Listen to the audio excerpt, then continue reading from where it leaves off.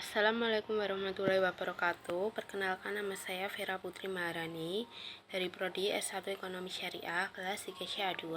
Di sini saya akan menjelaskan mengenai skema murabahah dan contoh perhitungannya.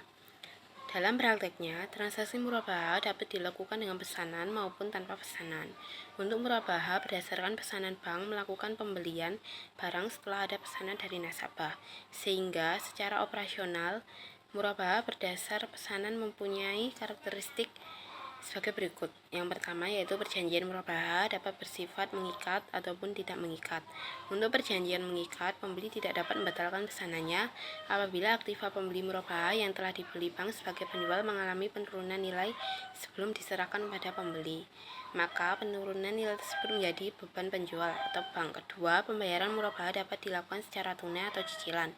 Selain itu, dalam transaksi ini diperkenankan adanya perbedaan dalam harga barang untuk cara pembayaran yang berbeda. Ketiga, bank dapat memberikan potongan harga kepada nasabah apabila nasabah mempercepat pembayaran cicilan atau melunasi piutang murabahah sebelum jatuh tempo. Keempat, harga yang disepakati dalam murabahah adalah harga jual, sedangkan harga beli harus diberitahukan. Jika bank mendapat potongan dari pemasok, maka potongan tersebut merupakan hak nasabah. Namun, apabila potongan tersebut terjadi setelah akad, maka bagian potongan tersebut dilakukan berdasarkan perjanjian yang dimuat dalam akad. Kelima, bank dapat meminta nasabah menyediakan anggunan atas piutang murabahah, antara lain dalam bentuk barang yang telah dibeli. Keenam, apabila nasabah tidak dapat memenuhi piutang murabahah sesuai dengan yang diperjanjikan, bank berhak mengenakan denda kecuali jika dapat dibuktikan bahwa nasabah tidak mampu melunasi. Denda diterapkan bagi nasabah mampu yang menunda pembayaran. Denda tersebut didasarkan pada pendekatan takzir, yakni untuk membuat nasabah menjadi lebih disiplin terhadap kewajibannya. Besarnya denda sesuai dengan yang diperjanjikan dalam akad, dan dana yang berhasil dari denda digunakan untuk dana sosial. Untuk memperjelas, rasional murabahah dapat digambarkan dengan skema berikut. Dari skema dapat dijelaskan bahwa pertama kali nasabah akan datang ke bank untuk memesan barang yang dibutuhkan. Pada langkah pertama, negosiasi terjadi antara bank dengan nasabah berkenaan dengan jenis atau spesifikasi barang, pola pembayaran, dan lain sebagainya. Kemudian bank akan memesan barang sesuai dengan permintaan nasabah pada supplier. Selanjutnya barang kemudian dikirim pada nasabah, dan terakhir nasabah akan mulai membayar dengan pola pembayaran yang telah disepakati.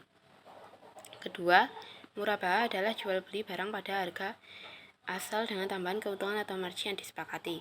Ketiga, sumber dana murabahah itu sendiri antara lain murabahah didanai investasi tidak terikat uriyah atau mudharabah mutlaqah.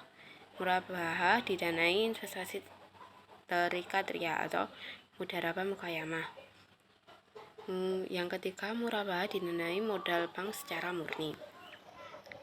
Selanjutnya yaitu saya akan menjelaskan tentang contoh perhitungan akad murabahah. Contoh ini, pertama yaitu Pak Budi mempunyai pembiayaan warung mikro di BSM Purwokerto sebesar 120 juta dengan jangka waktu 3 tahun. Dari ilustrasi tersebut dapat diketahui plafon seharga 120 juta, jangka waktunya 3 tahun, marginnya 17,5% per tahun.